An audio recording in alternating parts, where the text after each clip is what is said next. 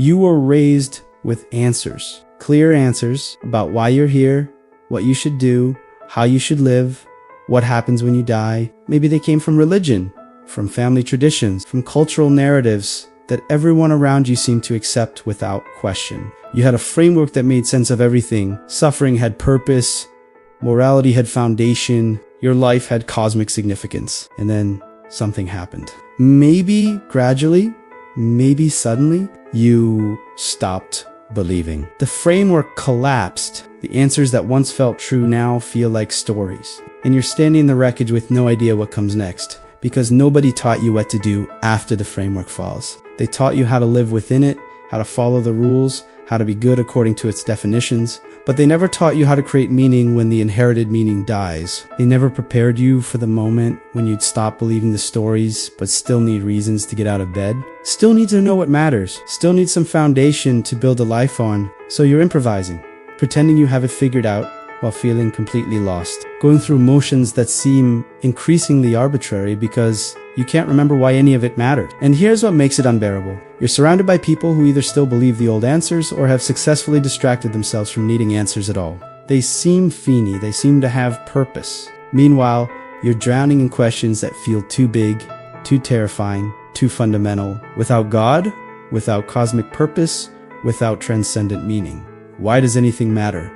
Why be moral? Why create anything? Why love anyone? Why not just maximize pleasure until you die? You know, these answers sound nihilistic, maybe even dangerous. But you can't find better answers. And nobody's teaching you how you're not losing your mind. And you're not alone. Thousands of people right now are experiencing exactly this same collapse of inherited meaning with no map for what comes after. What you're experiencing was predicted with chilling accuracy by Friedrich Nietzsche, who understood that Western civilization was built on a foundation of religious and metaphysical meaning, and that foundation was crumbling, and he saw something that almost nobody else saw. The real crisis wouldn't be the loss of God, it would be what comes after. The vacuum that opens up when transcendent meaning dies and nobody knows how to create meaning without it. What almost nobody understands is that Nietzsche didn't celebrate the death of God. He mourned it while also recognizing it as inevitable. And most importantly, he tried to prepare people for what would come after. Tried to teach the skills needed to create meaning without cosmic guarantees. But we ignored him. We killed God and then pretended we could keep all the values and purposes and meanings that only made sense if God existed. And now we're living in the contradiction, trying to maintain structures of meaning that lost their foundation and wondering why everything feels hollow. Today, I'm going to reveal exactly what Nietzsche meant when he said God is dead and what he tried to teach about what comes after. By the end of this video, you'll understand why the emptiness you're feeling isn't personal failure, but cultural crisis. Why the old answers can't be revived, and most importantly, what Nietzsche discovered about how to create meaning in a world without transcendent guarantees. But I need you to know, what comes after is harder than what came before. Nietzsche's most misunderstood warning wasn't that God is dead. It was what he said would happen after. In The Gay Science, he wrote about a madman who runs into the marketplace crying that God is dead and we have killed him. But the people laugh at the madman. They don't understand what he's telling them. And the madman realizes they haven't grasped the magnitude of what's been lost. How did we drink up the sea? How could we wipe away the entire horizon? What were we doing when we unchained this earth from its sun? These aren't metaphorical questions. Nietzsche was asking, when you remove the source of ultimate meaning, what happens to everything built on that source? When you kill God, what happens to morality that was grounded in divine command? What happens to human dignity that was based on being God's creation? What happens to meaning that came from participating in a cosmic plan? What happens to values that only made sense in a transcendent framework? And his devastating answer was, they lose their foundation. They become arbitrary preferences pretending to be universal truths. Consider what God actually provided in traditional frameworks. Not just afterlife beliefs, but a complete system that made existence intelligible. You mattered because God created you for a purpose. Your suffering had meaning because it was part of a larger divine plan. Morality was real because it came from God's commands. Other people had inherent worth because they were also God's creation. Your choices had cosmic significance because they determined eternal outcomes. Death wasn't the end because your soul continued. This wasn't just religion. This was an entire architecture of meaning that organized every aspect of existence. And here's what Nietzsche saw that others didn't. You can't simply remove God and expect everything else to remain standing. You can't kill the foundation and keep the structure. But this is exactly what modern secular culture tried to do. We stopped believing in God but kept acting as if Christian values were objectively true. We rejected divine command theory but kept believing in universal human rights. We abandoned cosmic purpose, but kept behaving as if our lives had inherent meaning. We unchained the earth from its sun, but expected to keep all the light and warmth the sun provided. Think about your own values. The things you believe are right and wrong. Where do they come from? If you're honest, most of them are secularized Christian values. The idea that all humans have equal worth, that suffering should be minimized, that the weak should be protected, that humility is virtuous, that self-sacrifice is noble. But why are these values true? In a Christian framework, they're true because God commanded them, because humans are made in God's image, because this life is preparation for eternity. But without God, without cosmic purpose, without transcendent foundation, why are these values anything more than preferences? Why is your moral sense anything more than evolutionary programming or cultural conditioning? This is the question Nietzsche forced into consciousness. Without God, what makes anything actually matter? And most people, when they face this question, honestly discover they don't have an answer. They have feelings about what matters. They have inherited beliefs. They have social conditioning, but they don't have a foundation.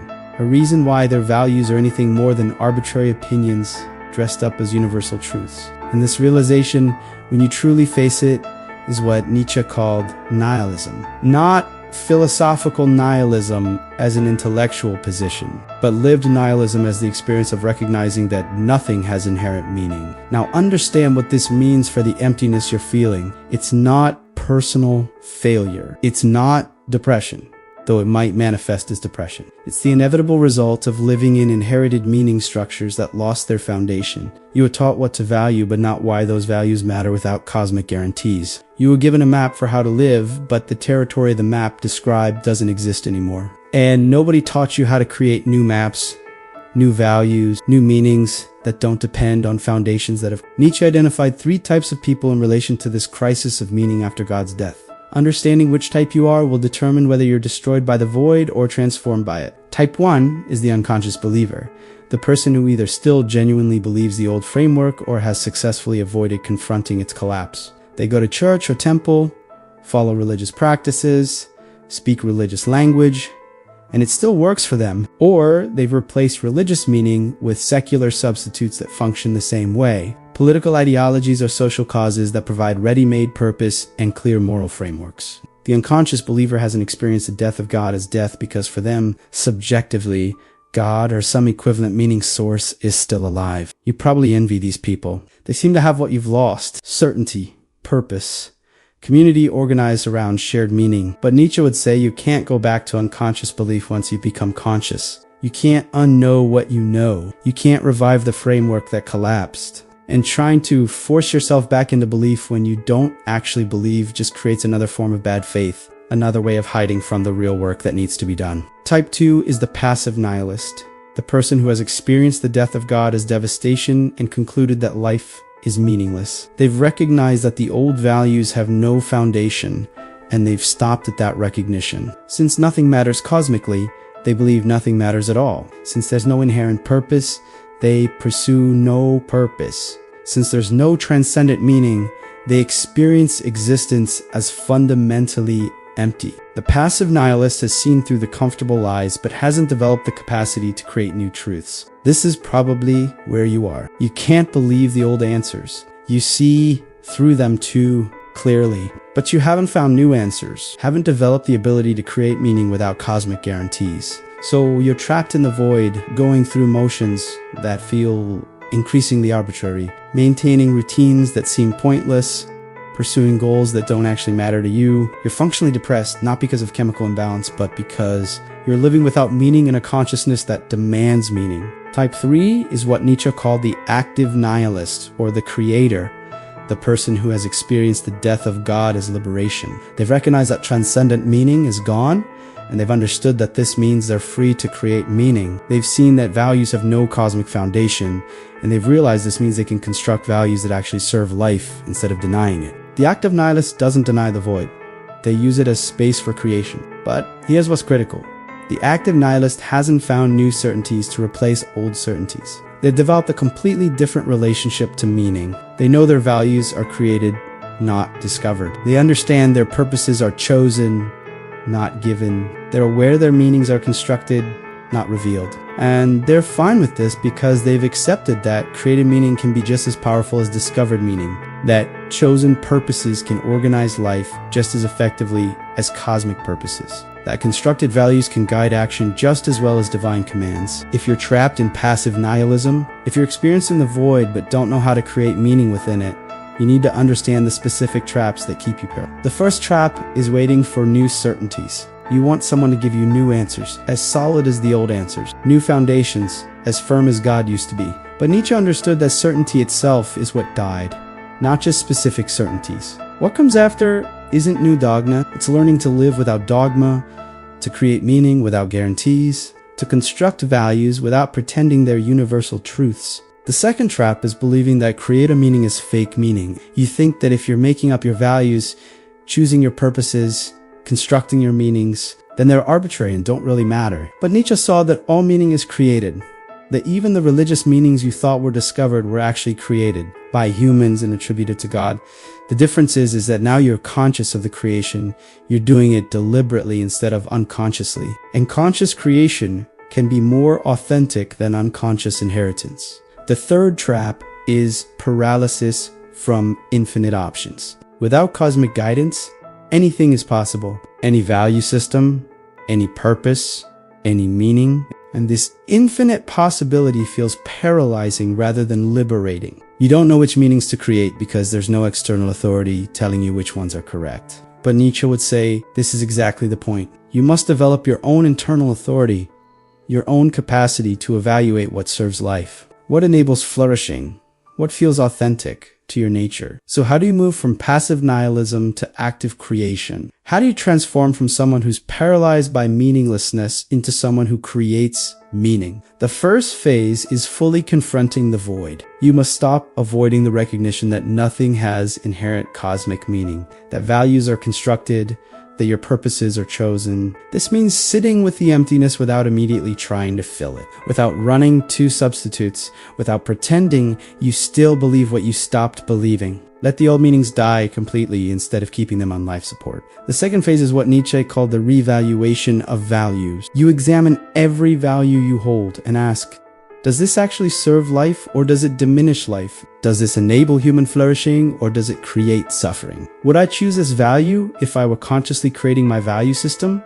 Or am I just carrying it forward from religious conditioning? You discover that many inherited values are life-denying, designed to make people obedient rather than flourishing. And you begin constructing new values based on what actually serves life. The third phase is choosing purposes based on authentic engagement rather than cosmic validation. You stop asking what you're supposed to do, what God wants, what the universe demands. You start asking what calls to you, what you would choose to do even without external validation, what would make your specific existence feel worth having lived. This requires developing internal authority, the capacity to validate your own choices without needing cosmic approval. The fourth phase is embracing what Nietzsche called amor fati, love of fate. You accept that you live in a godless universe, that there's no cosmic meaning, that your life has only the significance you give it. And instead of experiencing this as depressing, you experience it as liberating. You're free to create meanings that serve life instead of being bound to meanings designed for obedience. You're free to construct purposes that enable flourishing instead of following purposes that demand sacrifice.